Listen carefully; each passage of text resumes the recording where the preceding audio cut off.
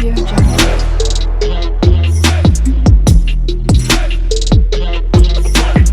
Audio Jungle.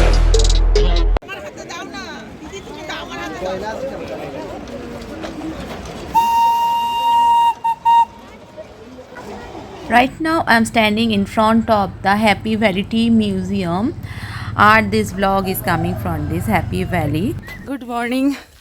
আজকে last দিন আর আজকে হ্যাপি ভ্যালি থেকেই শুরু আর হ্যাপি ভ্যালি থেকেই শেষ হচ্ছে ট্রেনে ওঠা থেকে শেষ হয় না আবার আসবো সময় মনে হতো দার্জিলিং অনেকবার এসেছি বাঙালি মানে পুরী দীঘা আর দার্জিলিং তো কেন বাঙালি বারে বারে এসে সেটা বুঝতে পারলাম আবার এইবার এসে This is the Happy Valley Tea Museum and this is the Happy Valley Tea Estate from my room.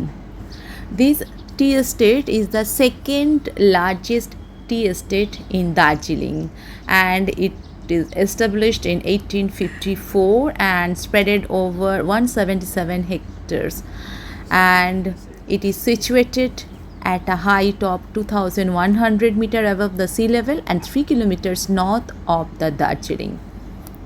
এখানে আমার প্রতিদিনের সকালটা শুরু হতো দার্জিলিংয়ের চা দিয়েই আর দার্জিলিংয়ের চায়ের কথা বলতে গিয়ে একটা কথা শেয়ার করা খুবই দরকার যে এখানের চকবাজারে প্রচুর দোকান আছে যেখান থেকে তোমরা চা টেস্ট করতে পারো এবং টেস্ট করে সেখান থেকে পারচেস করতে পারো আগের দিন ইভিনিংয়ে আমি ভিজিট করেছিলাম the golden tips tea boutique at the ring mall in Darjeeling the best place in terms of variety ambience of tea flavour tea আর কি হোয়াইট টি ওইটা কি ओलोंग टीটা কি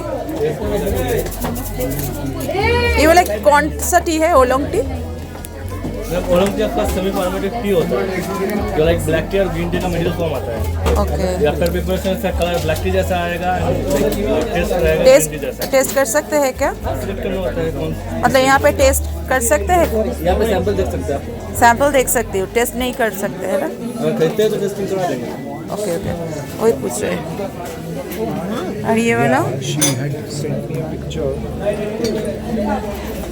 सेकंड फ्लश 1 मिनट ये फर्स्ट फ्लश ये अच्छी 95 এই হচ্ছে সরু রাস্তা আমি যাব ওইখানে ওই পাইন ফরেস্ট আর টি গার্ডেনে আর এই হচ্ছে রোড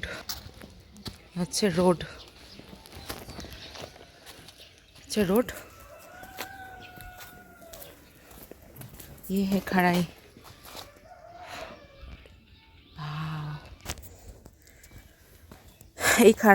इस खड़ाई से मुझे अभी नीचे उतरना है वो हाँ ओह हैप्पी वैली वो वाला वैली हैप्पी वैली है इसका ओके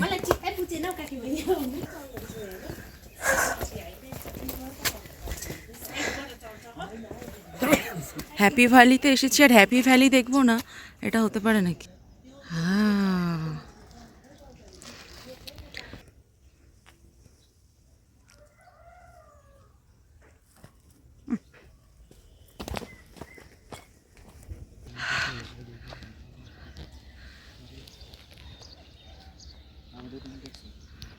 ওয়াও এটা হচ্ছে হ্যাপি ভ্যালি থেকে ভিউ অ্যান্ড এটা কমপ্লিট হ্যাপি ভ্যালি ও দারুণ লাগছে আজকে ওয়েদারটা কিছুটা ক্লাউডি আছে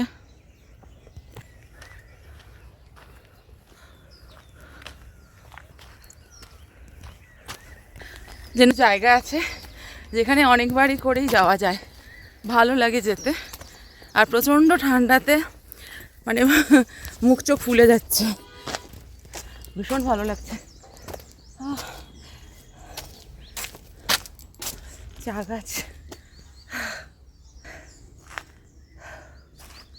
চা গাছের সাথে আর পাইন গাছের সাথে আজকে সকালটা যদিও সকালবেলা জাস্ট চা আর কিছু স্ন্যাক্স খেয়ে বেরিয়েছি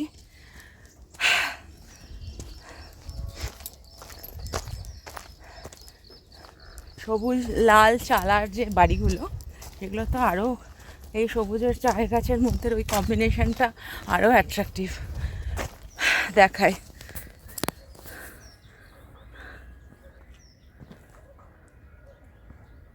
আর এঁকে বেঁকে ওই রাস্তা চলে গেছে। আজকে ভীষণ ফগি, মানে এখন তো সকালবেলা, সে তো ফগি থাকবেই, দেখা যাচ্ছে না রাস্তাটা সাদা। এই জায়গাটা তো, আর এখানে শুধু পাখির ডাক শোনার আছে, আর কিছু শোনার নেই। শুনতে পাচ্ছ কি না?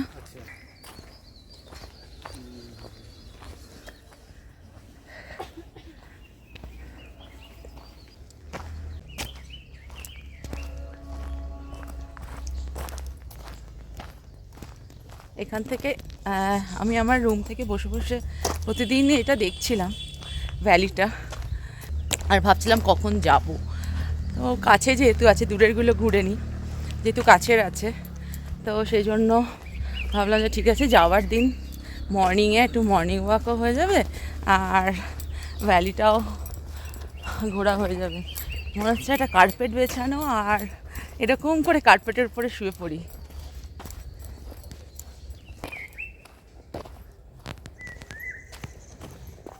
এনিওয়ে আজকের, আচ্ছা এখানে আরেকটা দেখায়, এটা দেখো, সবুজ, তার মধ্যে কিছু পাতা ঝলসে গেছে, না লাল হয়ে গেছে না, মনে হয় শুকিয়ে গেছে, তো এটা রেডিশ হয়ে গেছে। কি ভালো লাগছে, সবাই হাঁটতে বেরিয়েছে, দারুণ। এই জায়গাটা আরও, যত জঙ্গলের ভিতরে যাচ্ছি তত সুন্দর।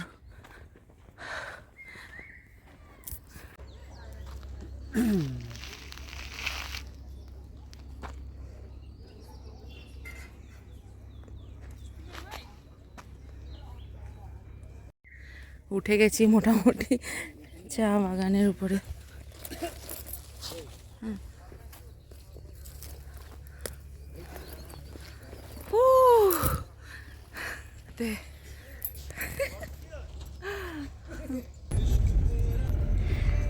আবার ফিরে আসা, নিজের জীবনে, কর্মজীবনে ফিরে আসা, কিছুদিনের জন্য একটু পাহাড়কে কাছ থেকে দেখা, সেই চেনা পথ, সেই পথ দিয়ে আবার নিচে নেমে আসছি, সেই খোলা আকাশ আর পাইনের জঙ্গল, পাহাড়ি বাড়ি, পাহাড়ি মানুষ, অনেক স্মৃতিকে পিছনে ফেলে অনেক ইতিহাসকে জেনে আবার বাড়ি ফেরার পথে। আর হ্যাপি ভ্যালি থেকে ফিরে আর কিছু শ্যুট করার মতো সময় পাইনি, জাস্ট প্যাকিং করা ছিল এবং খাওয়ারও সময় পাইনি। ব্যাগ নিয়ে সঙ্গে সঙ্গে বেরিয়ে পড়েছি, কারণ হচ্ছে ফেরত আসার ট্রেন ধরতে হবে, আর দূরত্বটা বেশ অনেকটাই ছিল। যাই হোক, সেই সুন্দর প্রকৃতির শোভা এনজয় করতে করতে ফিরে আসছি আমার গন্তব্য, আমার বাড়ি। তো আমি এখান থেকে শেয়ার গাড়ি ভাড়া নিয়েছিলাম, যেটা শিলিগুড়ি যেতে 250 টাকা মতো ভাড়া নিয়েছিল, খুবই কম ভাড়া। সেখান থেকে আমার নেক্সট ট্রেন ছিল, সেই ট্রেন ধরার জন্য আমাকে পৌঁছতে হতো খুব তাড়াতাড়ি, সেই জন্য আর শ্যুট করার সময় পাইনি। যাওয়ার পথে প্রকৃতির দৃশ্য তোমাদের সাথে শেয়ার করতে করতে চলেছি। আর খুব সুন্দর একটা নয়, অনেকগুলো ব্লগে এগুলো ধরে রাখার চেষ্টা করেছি, সেগুলো তো তোমরা নিশ্চয়ই দেখেছো, আর অবশ্যই কমেন্টস করে জানাবে তা কাদের কীরকম লেগেছে।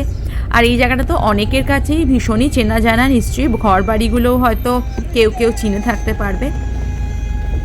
আর এটাই ভাবতে ভাবতে ফিরে যাচ্ছি যে আবার এই পথে কবে আমি আসতে পারবো, এই প্রকৃতির মাঝে, দার্জিলিং, এই পাহাড়ের কোলে। আসার পথে কার্শিয়াংয়ে একবার দাঁড়ানোর খুবই ইচ্ছে ছিল, কিন্তু ড্রাইভার দাদা বললেন যে না, এখানে আর দাঁড়ানো যাবে না, দাঁড়াতে গেলে পুরো ভাড়াই দিতে হবে, আর এখান থেকে শিলিগুড়ি ফেরার কোনো গাড়ি পাওয়া যাবে কি না সেটাও অনেকটাই সন্দেহ।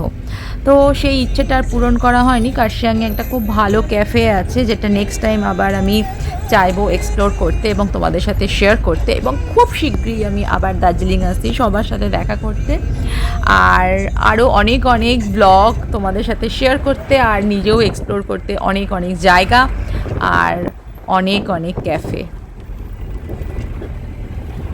আর সেই বিখ্যাত টাওয়ার যখন উপরে উঠছিলাম, এই টাওয়ারটাকে লক্ষ্য করে উপরে উঠছিলাম। আর ঠিক নামার সময়ও সেই টাওয়ারটাকে দেখতে দেখতে আমাদের গাড়িতে করে আমরা নিচে নেমে আসছি। আর এসে গেছি প্রায় সমতলে, পৌঁছে গেছি সুখনাতে, প্রায় সমতল এরিয়া। আর এখান থেকে শিলিগুড়ি।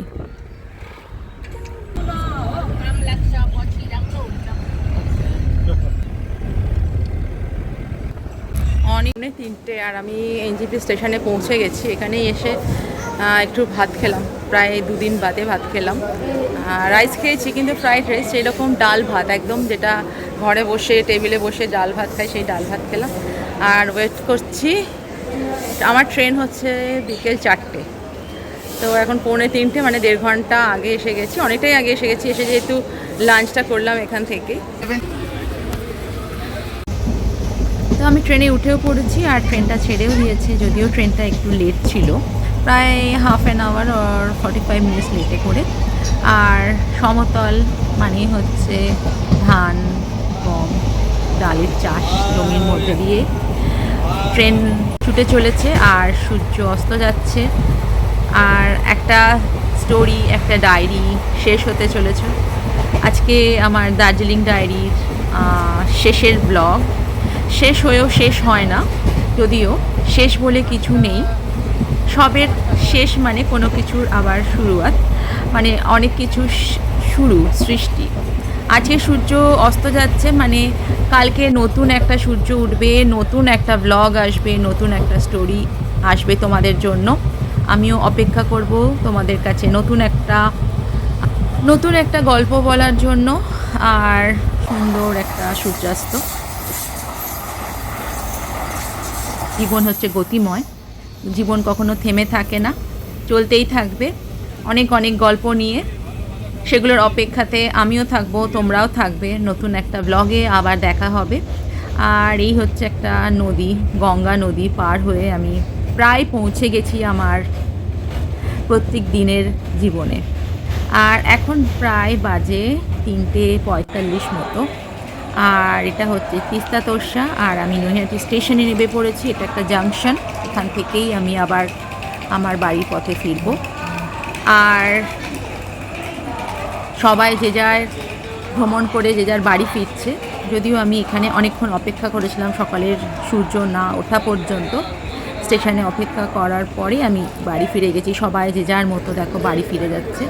তো আমারও আজকে দার্জিলিং ডায়েরিটা শেষ হয়ে গেল। আমারও নতুন একটা ব্লগের জন্য আবার তৈরি হতে হবে, আর তোমরাও তৈরি থেকো নতুন একটা ব্লগে। আর আমার এই ব্লগটা পুরো দেখার জন্য তোমাদের অসংখ্য ধন্যবাদ, আর অনেক অনেক ভালোবাসা, আর অনেক শুভেচ্ছা রইল। আবার দেখা হচ্ছে নতুন একটা ব্লগে।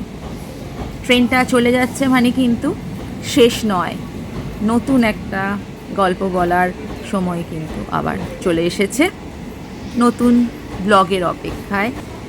তোমরাও যেমন রইলে, আমিও তেমন রইলাম নতুন গল্প লেখার অপেক্ষায়।